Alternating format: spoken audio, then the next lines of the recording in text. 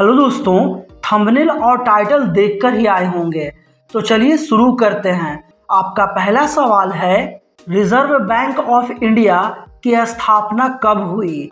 आपका ऑप्शन है ए 1930 में, बी 1935 में, सी 1942 में, डी 1945 में। आपका सही जवाब होगा बी 1935 में।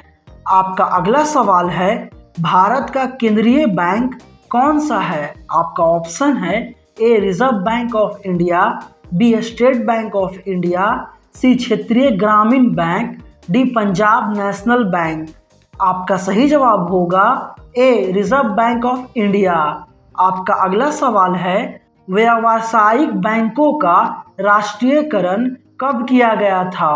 आपका ऑप्शन है ए 1966 में, बी 1969 में, सी 1980 में, डी 1975 में। आपका सही जवाब होगा बी 1969 में। आपका अगला सवाल है, भारत की वित्तीय राजधानी किस शहर को कहा जाता है?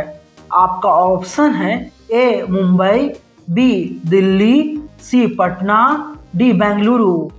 आपका सही जवाब होगा ए मुंबई। आपका अगला सवाल है, भारत में कितने राष्ट्रीयकृत बैंक है? आपका ऑप्शन है ए 14, बी 19, सी 20, डी 27। आपका सही जवाब होगा बी 19। आपका अगला सवाल है, हमारे देश में कौन सा बैंक नोट जारी करने के लिए अधिकृत है? आपका ऑप्शन है A reserve bank of India, B state bank of India, C Central Bank of India, D Bank of India. आपका सही जवाब होगा A reserve bank of India. आपका अगला सवाल है, भारत में सहकारिता आंदोलन का प्रारंभ कब हुआ था? आपका ऑप्शन है ए 1904 में, बी 1909 में, सी 1907 में, डी 1910 में। आपका सही जवाब होगा ए 1904 में। आपका अगला सवाल है, सहकारिता प्रांतीय सरकारों का हस्तांतरित विषय कब बनी? आपका ऑप्शन है ए 1929 में, बी 1919 में, सी 1918 में, डी 1914 में। आपका सही जवाब होगा बी 1919 में। आपका अगला सवाल है, मैकलेगन समिति कब बनाई गई थी? आपका ऑप्शन है ए 1911 में, बी 1914 में, सी 1915 में, डी 1919 में। आपका सही जवाब होगा बी 1914 में। आपका अगला सवाल है, बिहार में क्षेत्रीय ग्रामीण बैंक की स्थापना कब हुई थी? आपका ऑप्शन है ए 1974 में, बी 1975 में, सी 1976 में, डी 1977 में। आपका सही जवाब होगा बी 1975 में। आपका अगला सवाल है, दीर्घकालीन ऋण प्रदान करने वाली संस्था कौन सी है? आपका ऑप्शन है ए कृषक महाजन, बी भूमि विकास बैंक, सी प्राथमिक सहकारी समिति, डी इनमें से सभी।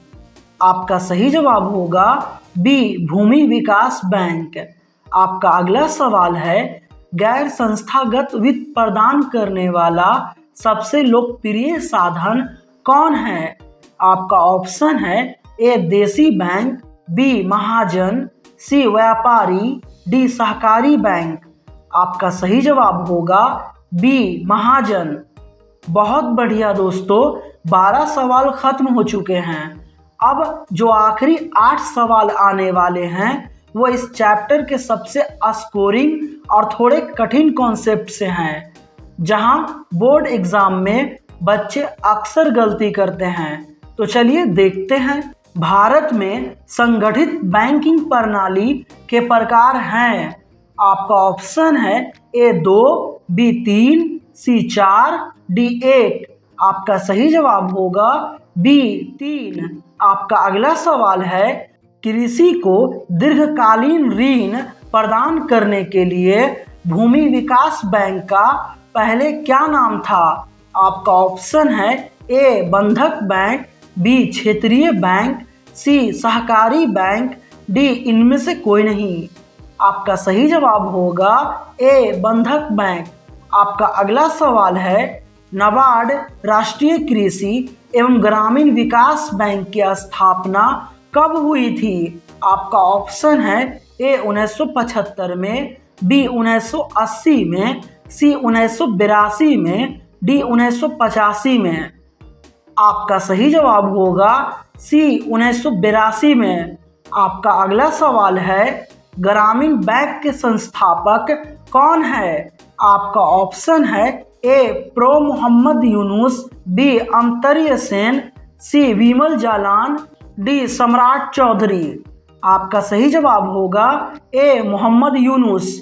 आपका अगला सवाल है, वित्तीय संस्थाओं में किन संस्थाओं को सम्मिलित किया जाता है? आपका ऑप्शन है ए व्यावसायिक बैंक, बी सहकारी साख समितियां, सी बीमा कंपनियां, डी इनमें से सभी।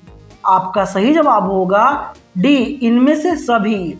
आपका अगला सवाल है, केंद्रीय सहकारी बैंकों का संगठन किस स्तर पर होता है?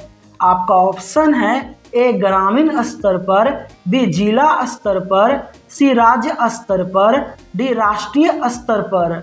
आपका सही जवाब होगा बी जिला स्तर पर।